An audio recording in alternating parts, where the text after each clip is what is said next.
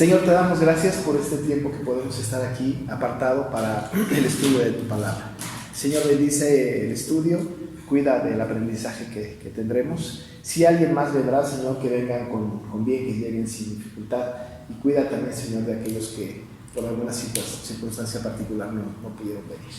Así que quédate con nosotros esta noche, Padre, lo pedimos en el nombre de Jesús. Amén. Amén. Voy a leer los versículos 19 hasta el 22 del capítulo 1, 19 a 22, y vamos a tener una reflexión sobre estos versículos para terminar por fin, después de 9 lecciones, el capítulo 1.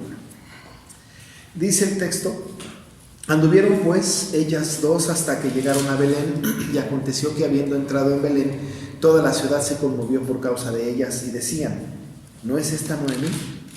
Y ella les respondía: no me llaméis Noemí, sino llamadme Mara, porque en grande amargura me ha puesto el Todopoderoso. Yo me fui llena, pero Jehová me ha vuelto con las manos vacías. ¿Por qué me llamaréis Noemí, ya que Jehová ha dado testimonio contra mí y el Todopoderoso me ha afligido? Así volvió Noemí, y Ruth la moabita, su nuera, con ella. Volvió a los campos de Moab y llegaron a Belén al comienzo de la siega de la cebada.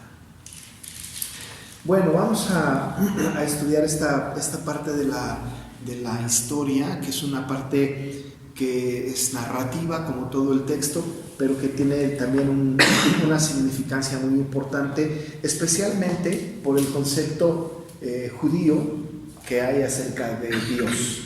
Y eso es lo que vamos a revisar, y también vamos otra vez a repetir un poquito el asunto de la providencia concurrente, que tiene que ver con asuntos que Dios ha permitido, ha hecho, ha establecido, y que están afirmados en este texto, y que de alguna manera tenemos que darle alguna explicación en la providencia de Dios, ¿no? Entonces vamos a revisar este texto. Nos quedamos un poquito la semana antepasada, porque la semana pasada fue lo de la reforma.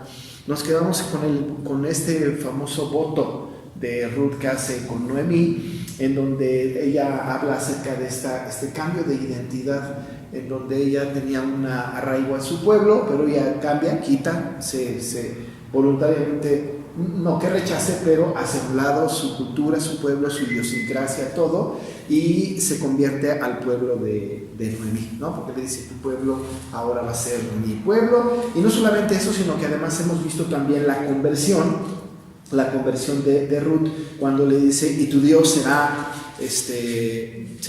mi Dios, ¿no? Y el voto maravilloso, que no es exactamente así como lo voy a decir, hasta casi que hasta que la muerte nos separe, ¿no? Ella está diciendo allá que donde a ella la entierren, que la entierren también a Ruth. En fin, hay un voto maravilloso. Y nos quedamos en el versículo 18, en donde Noemí ya no tiene manera de insistir otra vez en el asunto de que se regrese Ruth, como lo había hecho 2 o 3 veces con las dos, con Ruth y con Orfa.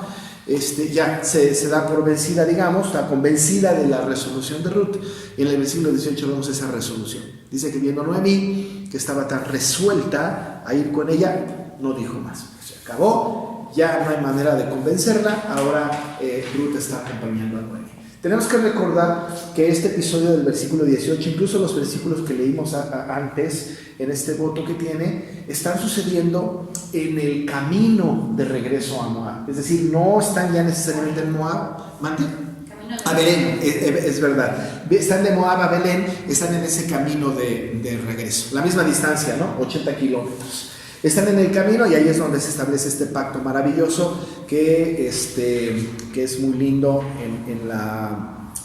que se utiliza mucho en las bodas, y hablamos un poquito acerca del matrimonio. Bueno, el versículo 19 marca un proceso que continúa, pero un poco diferente, porque ya no estamos hablando a partir del versículo 19 del viaje, ¿no?, que se está emprendiendo, tanto como de la llegada de Noemí y Ruth a Belén, ¿no? La llegada de Ruth y Noemí. Lo único que nos habla acerca de ese camino es la primera frase, en donde dice: anduvieron pues ellas dos hasta que llegaron a a Belén, ¿no? Caminaron y llegaron a Belén. Esa primera expresión sirve muy bien de transición entre su estancia en Moab, su camino, en el camino de los 80 kilómetros que había, hasta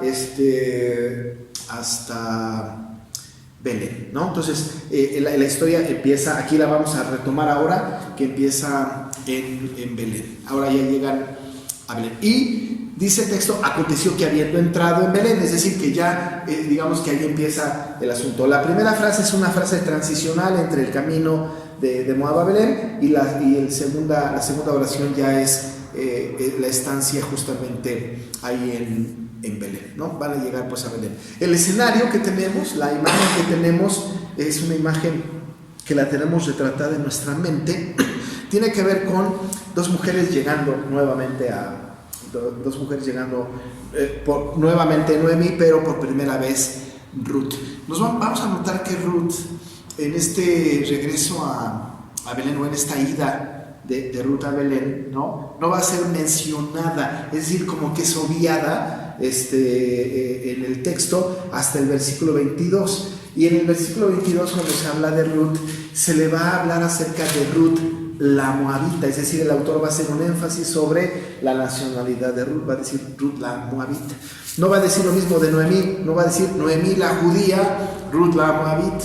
Esa diferencia es porque Noemí, evidentemente, quien está escribiendo desde la perspectiva del judío y no desde la perspectiva de alguien distinto. Por eso no se hace la mención tanto de Ruth. Parece ser que está olvidada, incluso ahorita vamos a ver que en algún momento de la historia incluso puede ser que esté hasta olvidada y deliberadamente negada, ¿no? Vamos a ver cómo el texto nos va ya llevando a este camino. Bueno, vamos entonces al texto. Dice que anduvieron ellas dos hasta que llegaron a Belén, y aconteció que habiendo entrado en Belén las dos, dice el texto, y aquí empieza la exégesis, que es muy importante, el análisis importante. Dice: toda la ciudad se conmovió por causa de ellas y decían: ¿no es esta Noemí? Dice el texto que entraron y toda la ciudad se conmovió por causa de ellas. Esta expresión, ¿no?, de se conmovió, es una expresión muy, muy importante. Esta expresión de que se conmovió es la misma expresión que está, según nuestra lección que tenemos aquí, en 1 Samuel 4:5. Entonces vamos a 1 Samuel 4:5. Y en 1 Samuel 4:5 tenemos esta misma expresión en hebreo. No está la palabra conmovió, pero está la expresión, la expresión hebraica. Dice, por ejemplo, en este capítulo 4, que ustedes se acuerdan que es cuando los israelitas van a llevar el arca del pacto a la batalla contra los filisteos, que son sus enemigos de toda la vida. Y dice la escritura en el versículo 5 de 1 Samuel 4, dice: aconteció que cuando el arca del pacto de Jehová llegó al campamento, todo Israel gritó con tan grande júbilo que la tierra tembló. Esa expresión de todo Israel gritó con tan grande júbilo es la misma palabra que se utiliza para se conmovió en este pasaje del versículo 19 de Ruth, ¿no? Es la misma expresión. Es de gritar, de conmocionarse, de decir: ¿qué está pasando? Cuando el arca se fue al campamento de los judíos, cuando iban a llevarlo a la guerra contra los filisteos, según el texto que acabamos de leer, hubo una expresión de conmoción, tanto que hubo incluso hasta una especie de alaridos, ¿no? Porque dice: todo Israel gritó con tan grande júbilo que la tierra tembló, un gran clamor. La expresión que está aquí en el libro de Ruth dice conmovió, pero tiene esta fuerza, es una fuerza muy, muy significativa, ¿no? Y además dice que toda la ciudad se conmovió por causa de ellas, ¿no? ¿A qué se debe semejante conmoción? ¿A qué se debe semejante alarido, ¿no? Puede deberse a una de dos circunstancias. Una, puede deberse a la emoción que causa ver llegar a alguien que hace mucho que no ves, ¿no?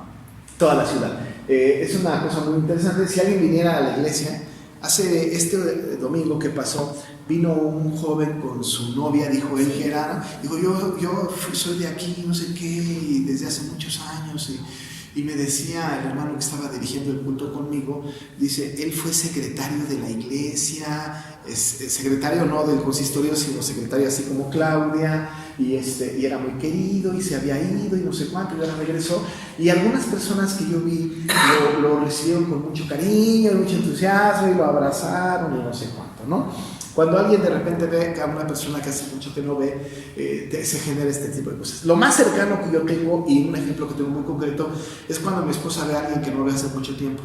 Cuando Gloria ve a alguien que no ve hace mucho tiempo, grita, ¿no?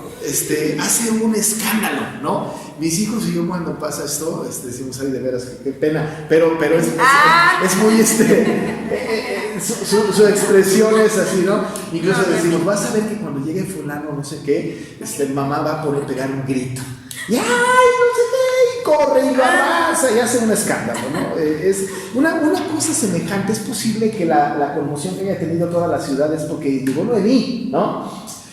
Y aparentemente Noemí pues, era una mujer que había tenido una posición más o menos interesante con Elimelech, pero llegó una conmoción. Esa es una posibilidad. La otra posibilidad de la conmoción quizá no necesariamente tiene que ver con el júbilo de haber visto a alguien que no veían hace mucho tiempo, sino de ver a alguien en las condiciones en las que llegó, porque incluso ella va a decir, me fui llena y regreso vacía, ¿no? Sí, quizás su rostro demacrado, quizás su apariencia, quizá esta condición en la que llegaba, quizá con la compañía con la que llegaba, aunque la Biblia no nos dice exactamente qué, lo que sí nos queda claro es que el clamor fue grande, ¿no? La conmoción de todo el pueblo era muy, muy grande. Dice, toda la ciudad se conmovió por causa de ellas. Y como añaden el plural a ellas, es posible pues que haya tenido que ver con alguna circunstancia de esta naturaleza. Si hubiera llegado cualquier persona no conocida, no hay tal conmoción. Quizá hubiera llegado un rey, hay conmoción. Hubiera llegado un personaje muy importante, pues hay una gran conmoción, ¿no? Pero entendemos que era muy significativo el regreso de Noemí a Belén. Entonces dice que aconteció que habiendo entrado en Belén, toda la ciudad se conmovió, una gran conmoción por causa de ellas, y decían, hay una cosa interesante, está en la lección, pero y decían para nosotros no es tan significativo porque solamente es un verbo conjugado, pero en el idioma original esta palabra está en femenino. Incluso si lo buscamos con alguna cierta curiosidad en la Nueva Versión Internacional o en la Nueva Traducción Viviente, la Nueva Traducción Viviente añade, y las mujeres decían, ¿no? Es decir, habla de las mujeres, porque está en términos femeninos. Me gusta la Nueva Versión, la Nueva Traducción Viviente, la leí, y la iba a traer y no la traje, pero ahí está en mi oficina. Pero dice todas las mujeres, y las mujeres. Las que más se conmocionaron, las que más se involucraron fueron las mujeres. ¿Por qué las mujeres? Porque no había hombres, sí. Pero como vamos a ver al final del versículo 22, ya era la época de la siega de la cebada, y entonces seguramente los hombres estaban en su labor de campo, ¿no? Como todos los varones tenían esa responsabilidad. Pero dice pues que las mujeres son las que exclaman, ¿no? Decían, y las mujeres eran las que decían, ¿no es esta Noemí? Otra vez, con la expresión de la conmoción, cuando ven a Noemí llegar, y seguramente la ven con una condición diferente a la como se había ido, dicen, ¿de veras no es esta Noemí? 10 años más bien. Por lo menos 10 años más, pero 10 años, una persona que no se ve tanto. Sino que, bueno, habíamos mencionado que eran 10 años después de que se casaron sus hijos. Sí. A lo mejor eran más. A lo mejor eran más. Pero con los sufrimientos, cuando la gente se acaba. Ahora, nosotros, por ejemplo, dejamos de ver a alguien 10 años en una vida normal, no tiene tantos cambios tan radicales. Digo, yo me veo fotos mías hace 10 años y sigo igual. Digo yo, ¿verdad? Veo, bueno, mis hijos no, porque los chiquitos, Sí, eso ellos sí sí, cambian sí. mucho. Una persona adulta no cambia tanto en 10 años, creo yo, ¿no? Pero bueno, igual y ¿Depende de qué 10 años? depende de. Sí, evidentemente. Le ha ido muy mal, ¿no? ¿A qué? A mí le ha ido muy O sea, mal. viuda y sin Viuda y Sin hijos, también. sin la posibilidad de tener el sustento porque tenía que trabajar. Como quiera que sea, Noemí llegó a Belén. ¿Cómo habrá llegado que las mujeres le dijeron, ¿es esta? ¿No es esta? No, Noemí, ¿no? Ahora, ¿se acuerdan que Noemí, el significado del nombre es placentera? ¿No? Placentera. Y a lo mejor su rostro, porque los nombres son muy significativos en el libro, ¿no? Su dejo, su apariencia, su expresión corporal, su rostro, pudo haber sido de. Y es obvio, porque después va a decir, no me llamen más Noemí, díganme Mara, ¿no? Es decir, es posible que verdaderamente haya venido toda completamente quebrantada, ¿no? En una actitud bastante deplorable, ¿no? Nos parece por el contexto que está aquí en la Biblia, ¿no? Las mujeres se dan cuenta de la condición en la que llegan Noemí y Ruth, no se dirigen ni tienen en cuenta a Ruth, y Ruth tenemos que considerar que era una mujer mucho más joven que Noemí, ¿no? Podría ser su hija, pues, de Noemí. No se fijan en Ruth, se fijan en Noemí, y las mujeres que le conocen dicen, no es esta Noemí, y dice un comentario que era pasarse de voz en voz, tanto que llega pues al oído de Noemí esta expresión, no es Noemí, ella tiene que decir, sí soy yo, ¿no? Empiezan a pasarse las mujeres entre sí, la gente que estaba en el pueblo entre sí, esta pregunta, no es esta Noemí, no era una expresión así como de a coro, no es esta Noemí que todo el mundo estuviera escuchando, sino era el comentario, el rumor entre la gente que empezó a hablar acerca de Noemí. Y eso lo entiendo porque cuando ha llegado alguien a la iglesia o llega a algún círculo, no le preguntamos porque nos da pena, pero preguntamos, oye, ¿no es este que venía así? ¿No es esta la que venía acompañada de no sé qué? O sea, como hacemos el comentario en corto, ¿no? Normalmente hacemos esto. Es posible que esto haya sucedido y que se empezó ahí a llevar el comentario así en corto hasta que ella lo escucha. Y entonces, dice la Biblia, y ella les responde, y aquí está cosas muy significativas, ¿no? Ella les responde, no me llaméis Noemí, no significa no soy Noemí, ¿no? Es decir, sí soy. No me llaméis Noemí, que como ya dijimos significa placentera, sino llamadme Mara, que significa amarga o amargura. De placentera a amargada. Sí, como del cielo a la tierra, ¿no? Como del cielo a la tierra. Dice, ya no me llamen más Noemí, no me llaméis pues Noemí, placentera, porque no estoy en esta condición, ¿no? No más. Ahora llámenme exactamente en la condición en la que estoy.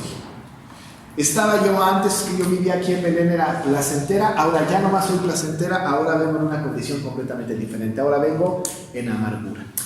Para los judíos de aquella época, la expresión Mara era muy conocida. Y no era muy conocida la expresión Mara, tanto porque alguien se llamara así, sino por el acontecimiento que sucedió en el desierto, cuando el pueblo de Israel llegó en el desierto a un espacio de agua y querían beber de ahí, y no podían beber porque el agua era muy amarga. Y no podían beber y dicen, vamos a morir si tomamos esta agua. Y entonces tuvo que orar Moisés a Jehová y el Señor le dijo, toma este árbol de aquí y échalo en el agua. Y cuando se echó el árbol al agua, el agua se convirtió en agua dulce. Y entonces el pueblo pudo tomar de esta agua. Eso está en Éxodo 15. Bebe del agua y es dulce. La convirtió el Señor de amarga a dulce. Y el pueblo pudo tomar y fue satisfactorio y les permitió vivir y pudieron salir adelante. El asunto interesante aquí entonces es que cuando la Noemí toma esta expresión, no está tomando esta expresión porque haya una persona que se llamaba Mara, sino por la historia que todos los judíos conocían del día en que el pueblo de Israel había tomado de esta agua amarga en el desierto, ¿no? Les dice, ya no me llames entonces así, sino Mara, porque Mara significa amargura. Hoy día yo he conocido a algunas mujeres que se llaman Mara. ¿Y si ¿no? están amargadas? No sé, no sé, porque ahora las características personales no están atribuibles al nombre, ya hoy ya no, ¿no? Como ¿Pero si... por qué le pondrían Malón que León? O sea, de que no... Enfermizo y debilucho, porque cuando les ponen los nombres es como nosotros. Cuando nacen nuestros bebés, a nuestros bebés no les ponemos nombres desde el vientre de la madre, sino cuando nacen. Algunos padres sí ya como que tienen decidido el nombre, ¿no? Pero en aquella época, como nuestra época, pues el nombre es posterior. Y seguramente nacieron, Malón y Kelión, enfermizo y debilucho. Seguro, y les pusieron así. Tú eres enfermizo porque de veras, qué barbaridad, apenas tienes 4 días y te enfermas de todo, y tú eres debilucho porque, no sé, sí, por características. No tengo la explicación teológica, pero lo que sí sé es que en la soberanía de Dios esos nombres fueron para ellos y fueron sus características particulares, ¿no? Está como Samuel. Cuando Ana le pone Samuel a su hijo, ¿sabía ella lo que significaba Samuel? Yo digo que sí. Pero ¿sabía ella lo que iba a pasar en la adolescencia de Samuel? Yo creo que no. Porque Samuel significa Jehová oye. Porque Samuel viene de la expresión Shemael o Shema, ¿no? Y la Shema es Shema porque la primera expresión de la Shema es oye Israel, Jehová vuestro Dios, Jehová uno es, ¿no? Oye Israel, oye es Shema. Y de Shemael vino la palabra o el nombre Samuel, ¿no? Y entonces es muy significativo porque cuando Samuel está con él en el templo, está escuchando y le dice, y después cuando va con el sacerdote dice, ¿qué hago? Dile, pues aquí que tu siervo oye, ¿no? Y va a concordar su nombre con su episodio de conversión o de encuentro con el Señor. ¿Lo supo Ana? Pues yo no sé. Yo creo que Ana sabía lo que significaba el nombre, pero no sabía lo que iba a pasar. Pero entonces, ¿cómo se explica uno esto? Se lo explica uno a través de la sabia providencia de Dios, ¿no? Que Dios sí lo sabía.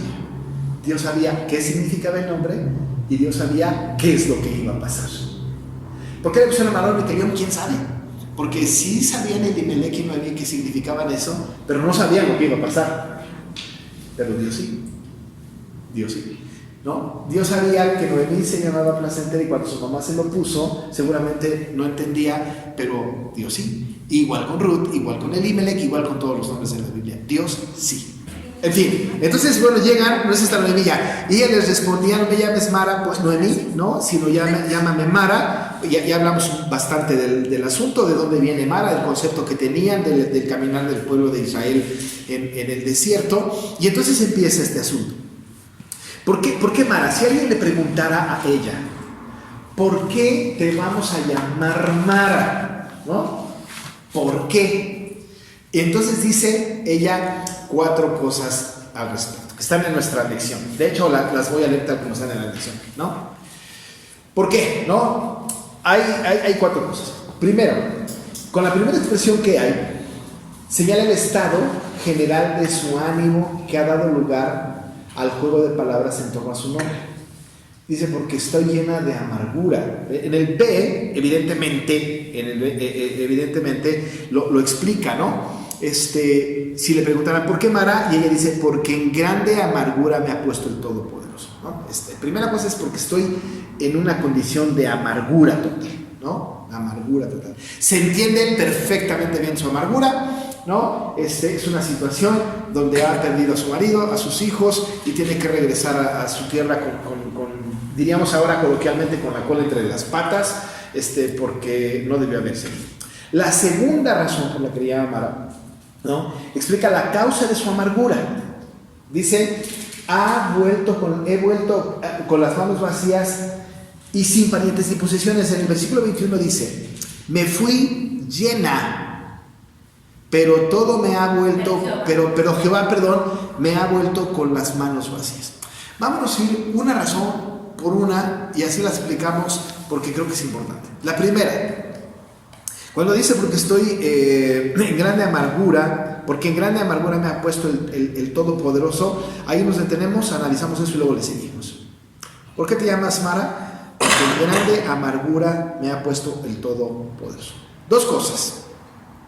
Una, ella está en una condición, ¿no? En una condición que es responsabilidad de lo que ella junto con su esposo hicieron. Es decir, se fueron de Belén a Moab y esto les provocada por su decisión, esta situación. Todo lo que pasó, la pérdida de su familia, y ella entra en una situación de amargura. Sin embargo, se la atribuye a Dios, ¿no? Se la atribuye a Dios. Dice ella, porque en grande amargura me ha puesto el Todopoderoso. Déjenme decirles que en el idioma hebreo, cuando se habla de Dios, se utilizan por lo menos muy comúnmente tres nombres. Hay más, pero muy comúnmente tres nombres. Uno es Elohim, y Elohim significa el Dios creador plural. Este Elohim, por ejemplo, es cuando dice en Génesis 1:1, ¿no? Que hagamos al hombre a nuestra imagen y semejanza. Este Dios Elohim es el Dios creador, es el Dios plural. Y en Elohim están contenidos el Padre, el Hijo y el Espíritu Santo. Elohim. Muchas veces en la Biblia se utiliza Elohim, pero cuando se habla de Elohim se está hablando del Dios creador, ¿no? Cuando dice la Biblia, pues, que hagamos al hombre a nuestra imagen y semejanza, está utilizando Jehová, Dios, este nombre Elohim. Ese nombre es muy característico en la Biblia, pero siempre que se quiere hablar como Dios creador, y cuando hay pasajes, por ejemplo, en los Salmos que se habla del Dios creador, es preponderante, es muy interesante notar que Elohim está siempre en el lugar de Dios. El otro nombre que se utiliza mucho es Elión, ¿no? Elión. Este nombre Elión significa el Dios Altísimo. Dijimos primero Elohim, ¿no? Este es Dios creador.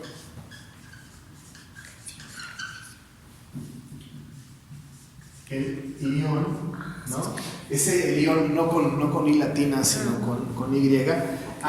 El Altísimo, ¿no? Elohim, el Elión. El otro es muy lindo, Adonai, ¿no? Hasta hay un canto así, ¿no? Bueno, creo que hay varios cantos con Adonai es mi Señor.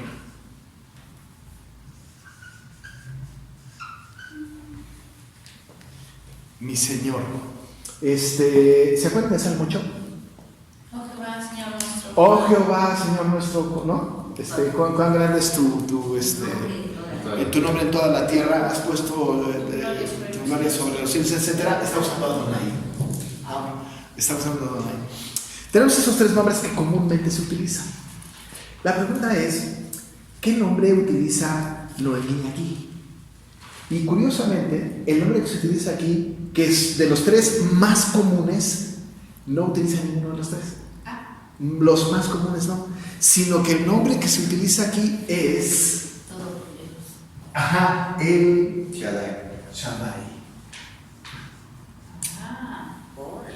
Exacto, que es todopoderoso.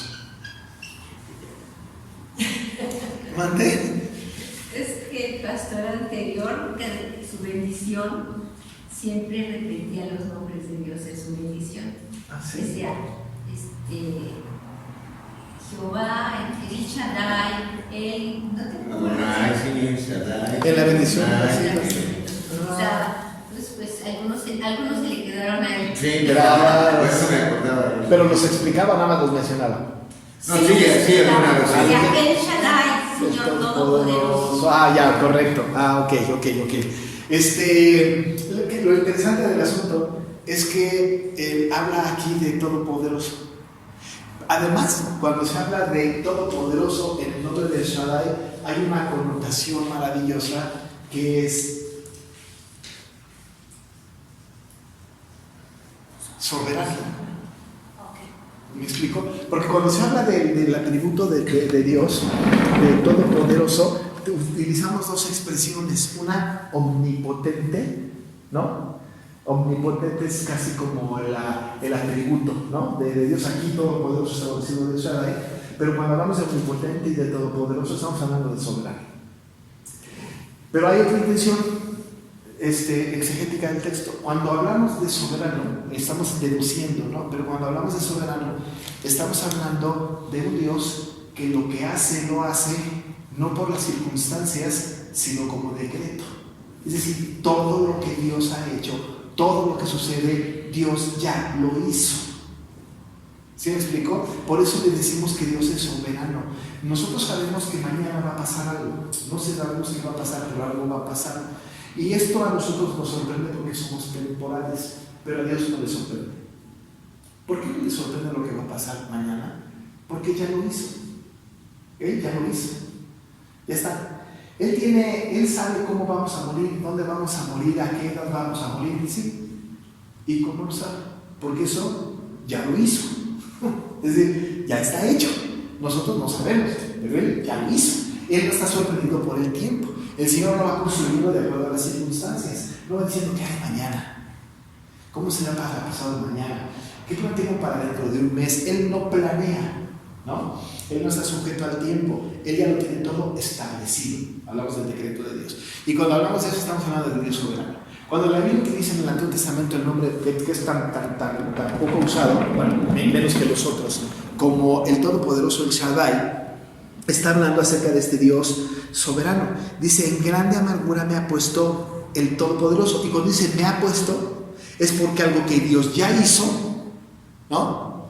Y que solamente tenía que esperar el tiempo terrenal de Noemí para ponerla en esta condición.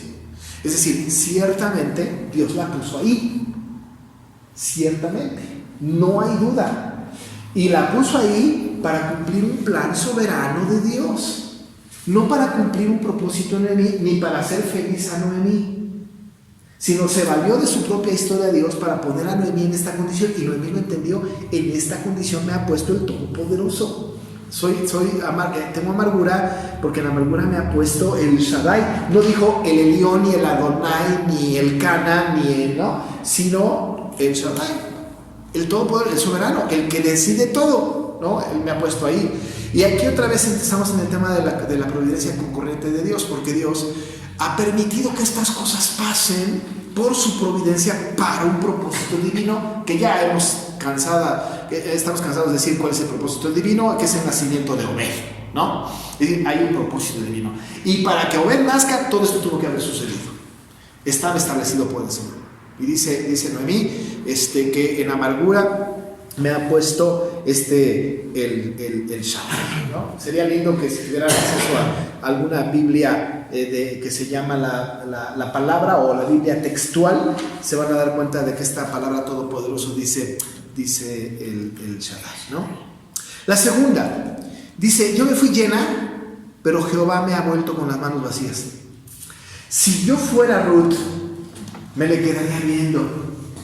¿De veras, Noemí? ¿Y yo qué? ¿No? O sea, te regresaste con las manos vacías y entonces yo estoy pintada o ¿qué? ¿Por qué no regresó con las manos vacías? Regresó con Ruth, ¿no? No es ingratitud, evidentemente. Está hablando con mujeres que le conocieron, con quien se fue, la familia con la que se fue llena, significaba que se fue con 2 hijos, uno enfermo y otro débil, se fue con mi Dios es rey, que era Elimelech, y se fueron convencidos de que iban a hacer lo mejor y que iban a ir a conseguir comida para ellos, qué sé yo, se fueron llenos. Dice, me fui llena, pero Jehová me ha vuelto con las manos vacías. Otra vez, Dios en su providencia concurrente Él, ¿no? Él dice, me ha vuelto con las manos vacías. Es Él. No hay queja, ¿me explico? No sé si quede claro esto. No es que se esté quejando, aunque pudiera parecer y pudiese ser que a lo mejor en algún momento sí, sino más bien se está reconociendo, o se está reconociendo en la Escritura, que Dios está, o es el autor, o es el causante de esta providencia concurrente para cumplir su propósito divino. Pero constantemente se repite, y que me puso el Todopoderoso en esta situación en la que Jehová me ha puesto, ¿no? Dice, me fui llena, pero Jehová me ha vuelto con las manos vacías. Otra vez Dios, ¿no? Otra vez Dios. Si nosotros, por ejemplo, de repente quebramos, vamos a suponer que el gobierno interviene en nuestras cuentas del banco y de repente nos las incauta y decimos, ya no tienes ni un peso, quiebra total, ¿no? No es malo, teológicamente, en una teología correcta, decir, Dios me ha puesto en esta situación, porque no estamos mintiendo. No estamos mintiendo, ¿no? Si entramos en una situación terrible, de una angustia, de una situación, digo, Dios me ha puesto en esta situación, no estamos diciendo una mentira. Es verdad que Dios me ha puesto ahí. El problema no está en esto tanto como en cómo lo interpretamos. Porque si yo interpreto Dios me ha puesto en esta condición con un propósito que Él tiene para mi vida, esta es una buena interpretación, ¿no? Pero si yo voy a decir Dios me ha puesto en esta condición para culparlo a Él y justificarme yo, ahí está mal. Sí, porque al principio estábamos diciendo, Noemí está regresando a Belén en esa condición donde por sus malas decisiones se puso. Claro, o sea por porque supuesto. tampoco puede quitarse su propia responsabilidad. No se la puede quitar. No la puede quitar.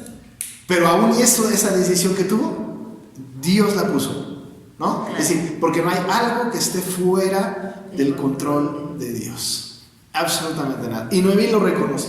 Puede ser que interpretemos como si estuvo quejando y no seamos como Noemí, que no, una predicación que dijera, no seamos como Noemí que se quejó porque dijo que Dios no lo hizo, fue ella. Estamos diciendo que Dios no lo hizo, que Dios no estuvo en control de esa historia. Y Dios estuvo en control de esa historia. Y su propósito era divino, porque tenía que nacer Obed. Y para que naciera Obed, el Señor Jehová la tuvo que haber mandado llena y regresado vacía.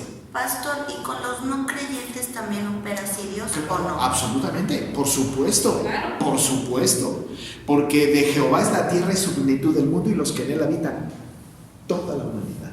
Malos o buenos, cristianos o no cristianos, claro, porque si decimos lo contrario diríamos que Dios no tiene poder, que no tiene poder sobre el que no es creyente, y que Dios dijera, ay, ojalá y crea para que yo lo pueda controlar. Él controla toda la humanidad. Así que se fue llena, ¿no? Y pobre de Ruth, pues estaba ahí, ¿no? O sea, esto es determinismo puro, ¿no? que todo está determinado. Sí, no desde el punto de vista fatalista. No sé si me explico. No desde el punto de vista fatalista como el hipercalvinista o los extremos que dicen, pues sí, ya todo está hecho, pues ya para qué, ¿no? Ya todo está determinado, ya para qué hacemos. No, porque nosotros no sabemos lo que está determinado. Noemí no sabía lo que estaba determinado. Pero cuando estuvo en la condición en la que estuvo de amargura total y de reflexionar que se fue llena y regresó vacía, ella reconoce absolutamente que Dios es el que puso esa condición. Pero ella no lo sabía. Ella no tenía una mente determinista ni fatalista, sino ella entendía que Dios la había puesto en esta condición. Era Dios que estaba haciendo su propósito. Y a mí me llama la atención, lo repito con mucha frecuencia porque me gusta mucho el texto, el Salmo 138:8, en donde dice, Jehová cumplirá su propósito en mí, ¿no? Es el propósito de él en mí. ¿Cómo lo va a hacer? Pues a veces de una manera muy noble, tierna, a veces será muy dura, pero él cumplirá su propósito. Entonces, creo que el determinismo puede rayar en el fatalismo, pero si por determinismo entendemos que es un decreto, una determinación previa de Dios, digo que sí, lo ha determinado así. Pero como no sabemos cuál es el decreto de Dios en nuestra vida, vamos a seguir tomando decisiones, vamos a pedir que el Señor nos guíe, y vamos a saber que aún en las circunstancias más difíciles de nuestra vida, el Señor nos pone. Y vamos a sufrir las consecuencias de nuestras malas acciones, sin duda, pero ni eso está fuera del control de Dios, aún eso, ¿no? Pero sí, sin caer en el fatalismo, creo que Dios ha determinado todo lo que ha de suceder. Muy bien, entonces dice, yo me fui llena, pero Jehová me ha vuelto con las manos vacías. ¿Por qué me llamaréis Noemí? Dice, ya que Jehová, otra vez, ha dado testimonio contra mí, y otra vez el Shaddai, y el Todopoderoso me ha afligido. No está diciendo mentira. Puede ser que se esté quejando, pero no está diciendo una mentira, ¿no? No está mintiendo. Jehová también se puede traducir como el Señor. El Señor, sí. De hecho, Jehová es la traducción de Yahvé. De Yahvé. ¿Se acuerdan que Yahvé era el tetragrama impronunciable, las 4 consonantes que no podían pronunciarse? Y además decir Yahvé era tomar el nombre de Jehová en mano, ¿no?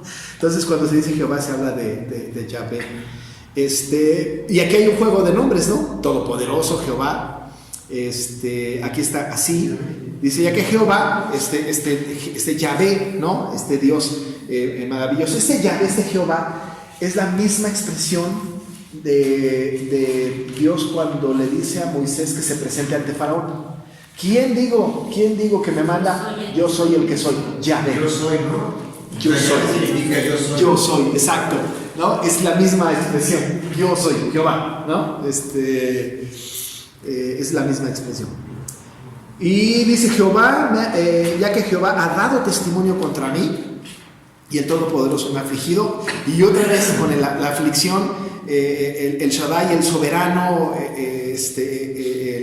el Todopoderoso, el dueño de todo, pues me ha afligido, ¿no?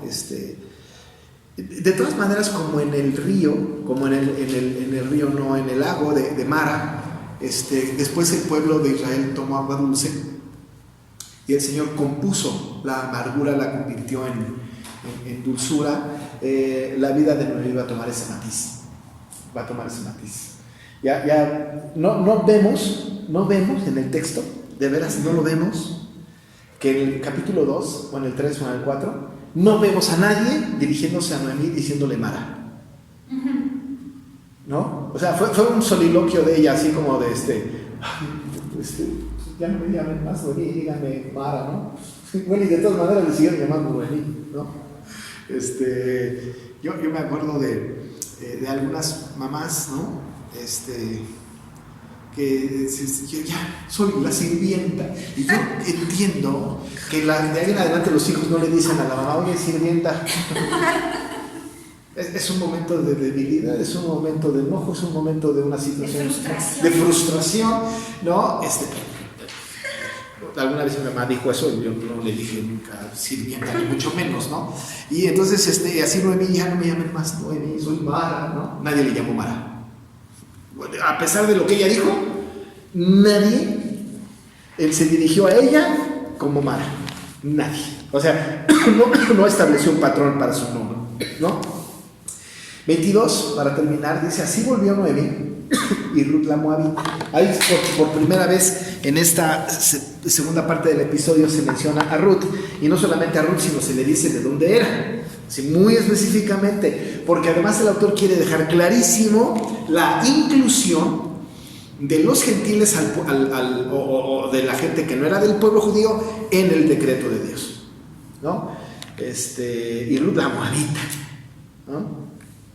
Volvió Noemí y Ruth la Moabita, su nuera con ella, ¿no? Ya la incluye.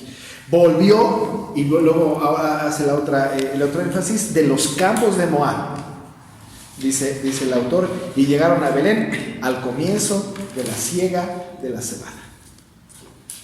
¿Por qué menciona al comienzo de la siega de la cebada? Porque esa siega de la cebada va a ser muy importante en la historia.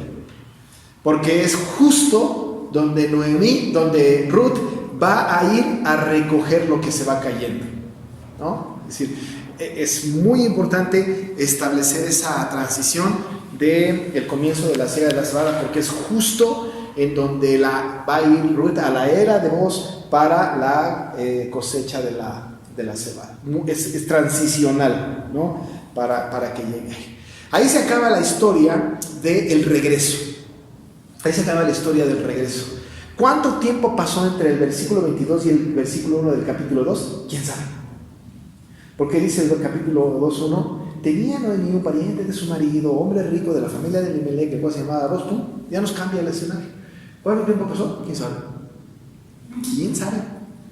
Pero lo cierto es que del versículo 22 del capítulo 1 al versículo 1 del capítulo 2, sí nos queda claro el asentamiento de Noemí y de Ruth en Belén. O sea, que ya se instalaron y que ya están ahí y que ya empiezan a tener relación con la gente de Belén, ¿no? Pero esa historia del capítulo 2, verso 1, la vamos a empezar a partir de la próxima semana, ¿no? Aquí vamos a dejar, hasta aquí vamos a dejar el capítulo 1. Aquí lo terminamos y a partir de la semana que viene nos metemos en el capítulo número 2. Oramos. Señor, muchas gracias porque nos has permitido estar en la clase. Bendice este tiempo. Está con los hermanos que no pudieron venir ahora, Señor. Cuida de ellos. Te rogamos que veas por su salud, por su situación particular y bendice, Señor, el tiempo que dedicamos a esta clase. Nos ponemos, Señor, a tu disposición para que seamos dirigidos por ti y rogamos que nos dirijas a casa y que podamos descansar para recobrar fuerzas para mañana. En el nombre de Jesús, amén. Amén.